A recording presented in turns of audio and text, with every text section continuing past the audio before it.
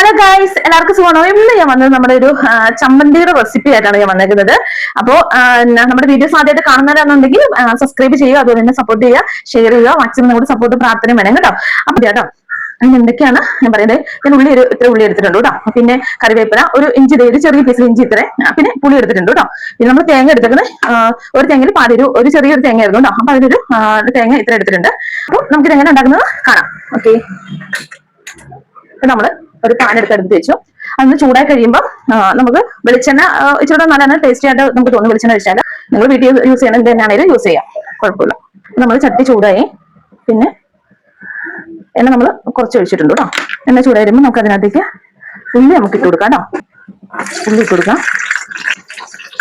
പിന്നെ നമുക്ക് ഇഞ്ചി ഇട്ട് കൊടുക്കാം, കറിവേപ്പില ഇട്ട് കൊടുക്കാം. ഇത് കൂടെ തന്നെ പുളിയും കൂടി ഇട്ട് കൊടുക്കാം കേട്ടോ. ജസ്റ്റ് നമുക്കിതൊന്ന് നന്നായിട്ടൊന്ന് എല്ലാവരും നമ്മുടെ യൂട്യൂബ് ചാനൽ സബ്സ്ക്രൈബ് ചെയ്യണം കേട്ടോ. അതുപോലെ തന്നെ സപ്പോർട്ട് ചെയ്യണം. ഇതുവരെ തന്ന സപ്പോർട്ടിനൊക്കെ ഒരുപാട് നന്ദിയുണ്ട് കേട്ടോ. അപ്പൊ ഇനി ആ സപ്പോർട്ട് ഞാൻ പ്രതീക്ഷിക്കുന്നു. അപ്പൊ നമുക്ക് അടുത്ത് വേണ്ടത് മുളക് പൊടിയാണ്. നിങ്ങൾക്ക് എരിവ് ഒത്തിരി വേണ്ടാന്നുണ്ടെങ്കിൽ നിങ്ങൾക്ക് മാക്സിമം മുളക് പൊടി ഇത് കുറയ്ക്കാം കേട്ടോ. അത് നമ്മൾ നല്ലപോലെ ഒന്ന് ഇളക്കി ഒന്ന് മുക്കി ചെറുതായിട്ട് വരുമ്പോൾ നമ്മൾ ഇതിന് തേങ്ങ ഇതിനകത്തേക്ക് ഇട്ട് കൊടുക്കുക കേട്ടോ. ഇങ്ങനെ ആരെയൊക്കെ ചെയ്ത് കഴിച്ചിട്ടുണ്ടോ എന്ന് നമുക്കറിയില്ല. പക്ഷെ ചെയ്യാത്തവരുണ്ടെങ്കിൽ ഇങ്ങനെ ചെയ്ത് ട്രൈ ചെയ്ത് നോക്കൂട്ടോ. അല്ലെ നോക്കിയിട്ട് നിങ്ങളുടെ അഭിപ്രായങ്ങളും കാര്യങ്ങളും കമന്റിലൂടെ പറയുക കേട്ടോ. പാത്രത്തിലേക്ക് മാറ്റിയിടുക. എന്നിട്ട് ചൂടാറിയതിനു ശേഷം മാത്രമേ നമ്മൾ ജാറിലേക്ക് ഇടാവുള്ളൂ കേട്ടോ. അപ്പൊ നമുക്ക് ഇത് അരച്ചിട്ട് വരാം. ചമ്മന്തി അരച്ചിട്ടുണ്ട് കേട്ടോ. അരച്ചിട്ടുണ്ട്. ഈ ഒരു അളവിൽ ഇങ്ങനെ ഈ ഒരു പേസ്റ്റിൽ ഇങ്ങനെ ഇരിക്കണം. നമ്മൾ അതിനകത്ത് കരിവേപ്പിലൊക്കെ ആഡ് ചെയ്ത് കൊടുക്കുന്നത് പറയാം. കരിവേപ്പിലയുടെ ഒക്കെ ടേസ്റ്റ് നല്ലൊരു ടേസ്റ്റ് ആട്ടോ. കരിവേപ്പിലൊക്കെ ഇട്ട് കഴിയുമ്പോൾ അതാണ് നമ്മൾ കറിവേപ്പിലൊക്കെ ഇട്ട് കൊടുക്കുന്നത്. തേങ്ങാ ചമ്മന്തിയാണ്. അപ്പൊ നമ്മൾ ഒരു പറ ചോറും കേട്ടോ. ഈ ഒരു ചമ്മന്തി ഉണ്ടെങ്കിൽ ഇത് മാത്രം മതി, പ്രത്യേകിച്ച് കറി ഒന്നും വേണമെന്നില്ല, ഇത് മാത്രം മതി. ഇത്രയും നല്ല ടേസ്റ്റിയാണ്.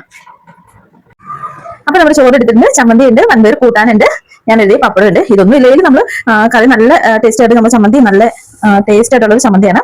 അപ്പൊ ഒരു തവണ നിങ്ങൾ ഉണ്ടാക്കി വെച്ചാൽ നിങ്ങൾ വീണ്ടും വീണ്ടും ഉണ്ടാക്കി അത്രയും ടേസ്റ്റ്, അത്ര നല്ല ടേസ്റ്റ് ഉണ്ട്. ഭയങ്കര വെള്ളം കേട്ടോ. അത്രയും ടേസ്റ്റ് ആയിട്ട് ഞാൻ ഈ പപ്പടം കൂടെ കൊണ്ടെങ്കിൽ അടിപൊളിയായിരിക്കും. പപ്പടം കൂടെ കഴിച്ചാൽ ഒന്നുകൂടെ ടേസ്റ്റ് കേട്ടോ. സൂപ്പർ. അപ്പൊ എല്ലാവരും ട്രൈ ചെയ്ത് നോക്കുക. നോക്കിയിട്ട് നിങ്ങളുടെ അഭിപ്രായങ്ങളും കാര്യം കമന്റിലൂടെ നിങ്ങൾ പറയുക കേട്ടോ. അപ്പൊ ഓക്കെ, ബൈ, താങ്ക് യു.